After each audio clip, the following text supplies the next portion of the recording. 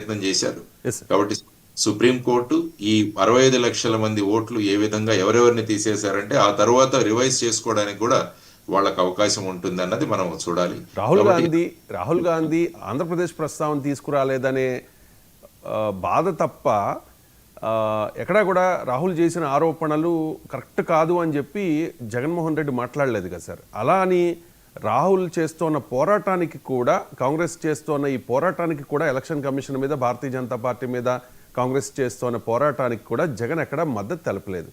కారణం ఏంటి? పైకి మా ఆంధ్రప్రదేశ్లో ఇలాగే జరిగింది, దాన్ని ప్రస్తావించలేదు అన్నారు తప్ప ఏంటంటారు సార్? ఇప్పుడు కాంగ్రెస్కి ఎగెనిస్ట్గా మాట్లాడారు, రాహుల్కి ఎగెనిస్ట్గా మాట్లాడారు, ఏదో జరిగిందని గతంలోనే ఆరోపణలు చేశారు, ఇప్పుడు కూడా రాహుల్ చేస్తున్న ఆరోపణల్ని ఖండించలేదు. అంటే భారతీయ జనతా పార్టీ విషయంలో, అంటే ఖండించడం అంటే భారతీయ జనతా పార్టీని అగ్రెసివ్గా కార్నర్ చేయడమే కదా సార్. భారతీయ జనతా పార్టీని ఎందుకు జగన్మోహన్ రెడ్డి క్వశ్చన్ చేయట్లేదు అంటే ఏం చెప్తారు sir?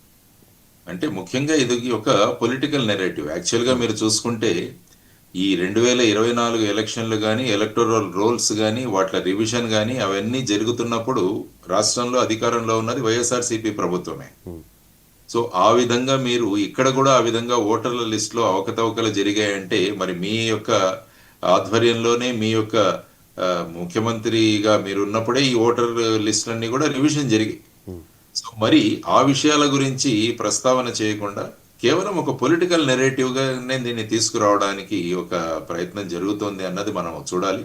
So in case Jaganmohan Reddy గారు ఇక్కడ కూడా ఆ విధంగా జరిగిందంటే వారు కూడా ఏ విధంగా రాహుల్ గాంధీ గారు చేశారో ఆ విధంగా ఎలక్టరల్ లిస్టులన్నీ తీసుకురావడం, ఆ తర్వాత అందులో ఈ విధంగా జరిగిందా అన్నది కూడా చేయాల్సిన హోంవర్క్.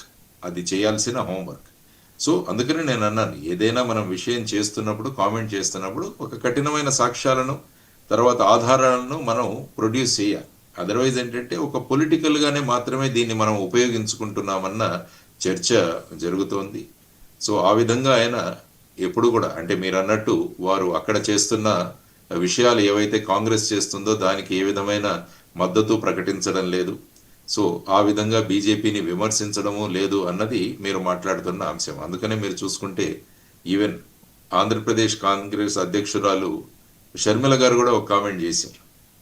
అప్పుడు ఆయన ఏమన్నారు, వారికి ఆ విధంగా హాట్ లైన్ ఉంటే మీకు కూడా బీజేపీతో హాట్ లైన్ చర్చలు జరిగాయా లేదా అన్నది ఆవిడ లేపిన అంశం. అంటే ఇదంతా ఏంటంటే ఆంధ్రప్రదేశ్ మీరు చూసుకుంటే ఒక పొలిటికల్ నెరేటివ్ని ఎలా ముందుకు తీసుకువెళ్ళాలి అన్న ప్రయత్నాలు ముఖ్యంగా జరుగుతున్నాయి.